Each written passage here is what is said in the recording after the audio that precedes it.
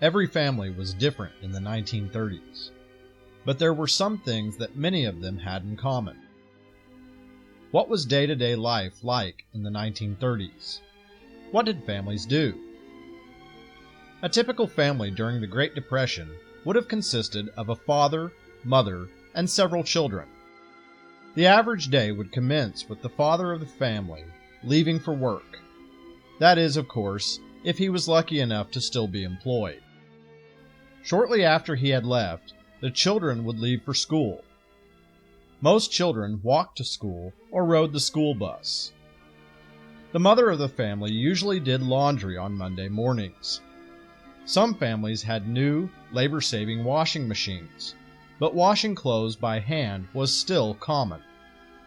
The clothes were hung out to dry on a clothesline. Tuesday was ironing day. Some families had electric irons, but many women still used a heavy, black, flat iron that was heated on the stove. The most common form of entertainment was the radio. Radio programs would entertain families throughout the day with various kinds of programming. During the day, soap operas would interest mothers while they worked in the home. After school, action and adventure programs for kids were common. In the evening, programs that the entire family might enjoy would take over the airwaves. If the family didn't want to listen to the radio, they might choose to play a board game, which were becoming popular in the 1930s. Sorry was released by Parker Brothers in 1934 and still remains popular today. By far, the most successful board game was Monopoly. This game gave people the chance to buy and sell property with money they could only dream of having. On Saturday evening, it was common for a family to go shopping, if they had the money to do so. There were a variety of stores downtown, from shoe stores to clothing, sporting goods, and music shops. Most families didn't have a lot of money to spend at these stores. The average take-home pay was about $17 a week. Some made as little as $7 a week. Even doctors made only about $60 a week.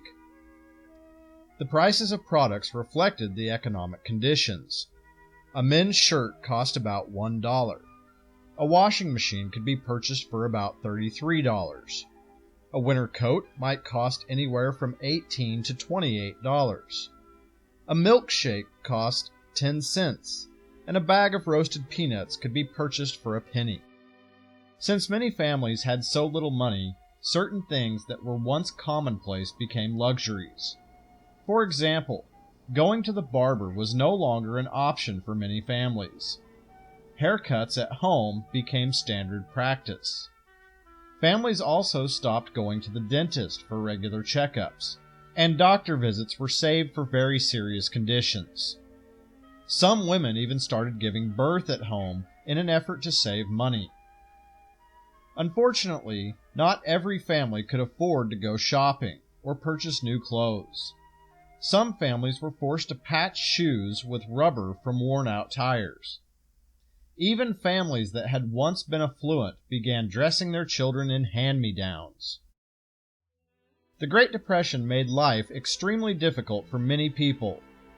Unemployment rates reached unbelievable numbers, with as much as 25% of the population unable to find work. This meant that an estimated 13 to 15 million Americans did not have a job. Those looking for work were desperate. A business would advertise for 6 positions that needed to be filled, and more than 15,000 applicants would apply.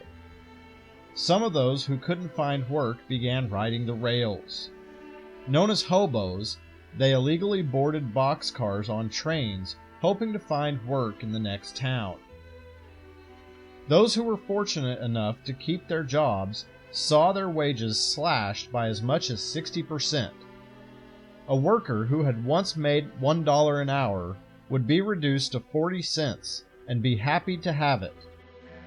All across the nation, fathers who had once held important positions in companies were now searching dumpsters for their family's next meal.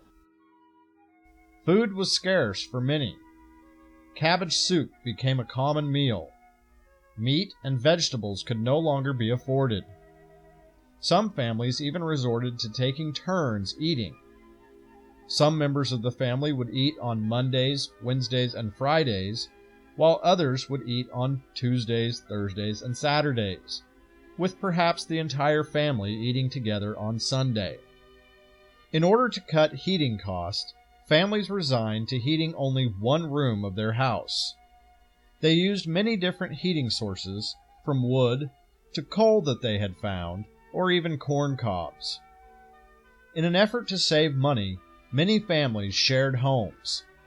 Some younger children were sent away to live with relatives in a different part of the country. In other cases, kids as young as 13 were told to leave home and go find work. Obviously, every family was different, and each had its own set of circumstances. However, each family did everything it could to make it through one of the most difficult times in American history.